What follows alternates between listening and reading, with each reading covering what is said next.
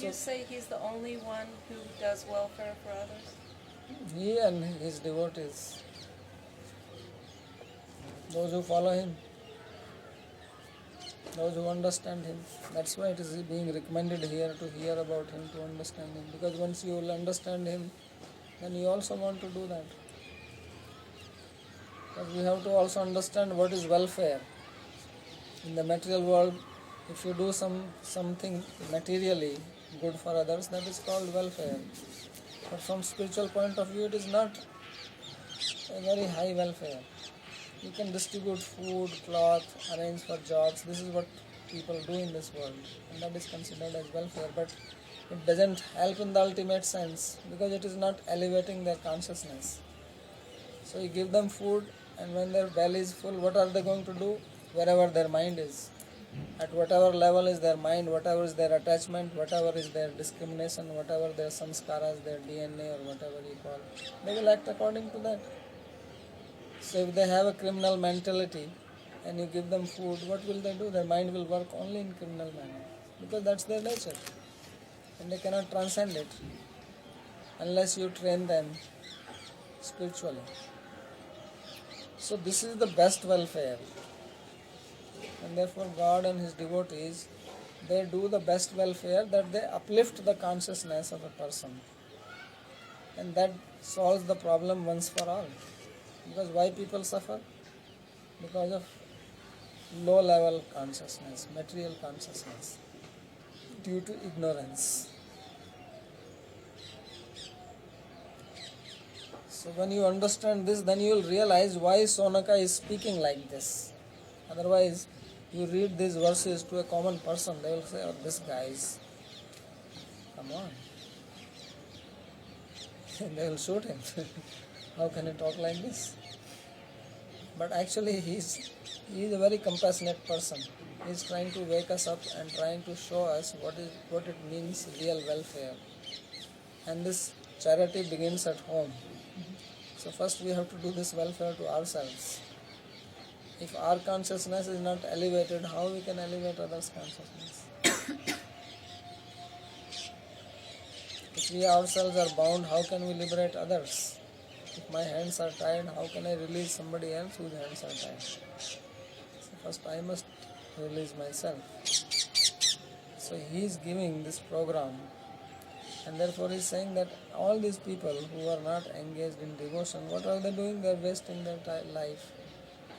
Whether we can say that sun is taking away their life, or they are like animals, or they are like trees, or whatever. So all it means is that they are not doing for what they have been designed. This human body is a very nice design.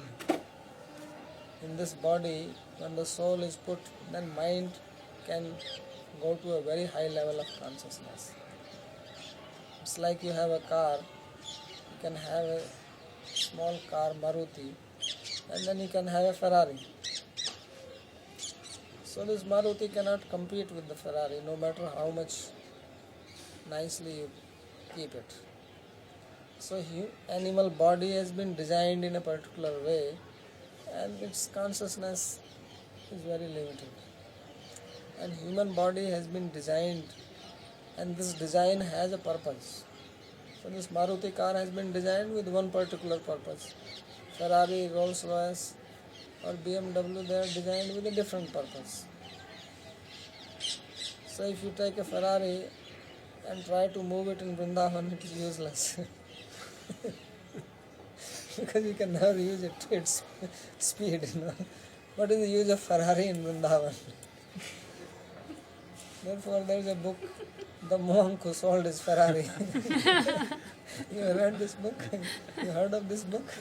No, there is one book. It's called The Monk Who Sold His Ferrari. Because what is he going to do with Ferrari in Vrindavan? So he sold it.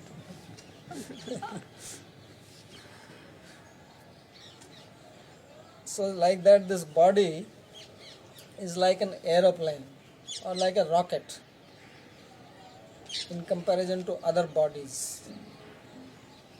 And now you try an aeroplane and use it like a car, because aeroplane also has wheels. So it can also move on the road. But that is a misuse. Suppose you buy an aeroplane and you never fly it.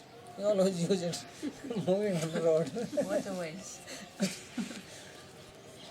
So first of all, it is so uncomfortable. Try to take it to the town and everywhere it's going to hit its wings in.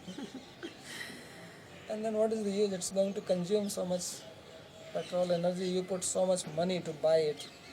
So like this human body, we have invested a lot of money to get it. A lot of piety is needed to get the human body. So that has been done already. And now we try to taxi it on the road instead of flying with it. So when a person who knows that actually this airplane is meant to fly, not on the road, the guy who is sitting inside, suppose he doesn't know, he thinks that it's just like any other car because it has wheels. So you go and tell him, you are a fool. And he gets angry at you. He says, why? So you fly it.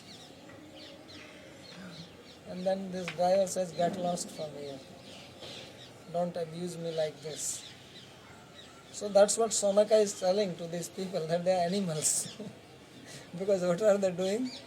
That instead of being human beings who are able to fly, they are walking like animals on the four legs. They may have four wheels now. But this is what is happening. So you try to see how he is envisioning the plight of human beings who are not interested in taking to devotional path. So he becomes surprised. So this recorder is meant to record, and we paid money for that. And now suppose I just use it only as a paperweight of my book, and I never use it as a recorder. Then what will I be called? And the person who has designed it, how much unhappy he will feel.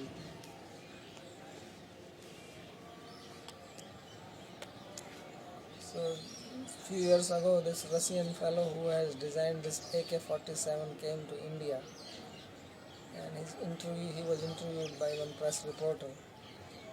So he said that I feel very sad because I never thought that this AK-47 will be used by terrorists to kill innocent people. So I did not design it for that. I only designed it for military purpose. So he had something in his mind, he designed it, and now people misuse it for something else. And what can he do? So similarly, this human body is very special. It has been designed by God. After designing it, he felt very happy.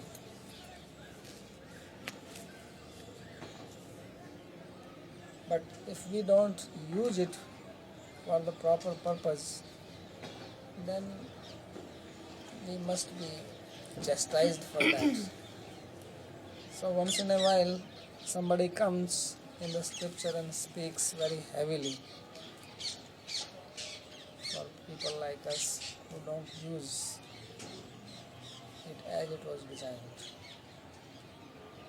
Therefore, you will read in Bhagavatam that they are not asking anywhere how you have to live or how you have to eat, how you have to earn your money. They are not speaking about these things. All the time giving stress on this. He says, this you can figure out, you are doing it anyway. But how you should elevate your consciousness. And the topmost consciousness is this Krishna consciousness.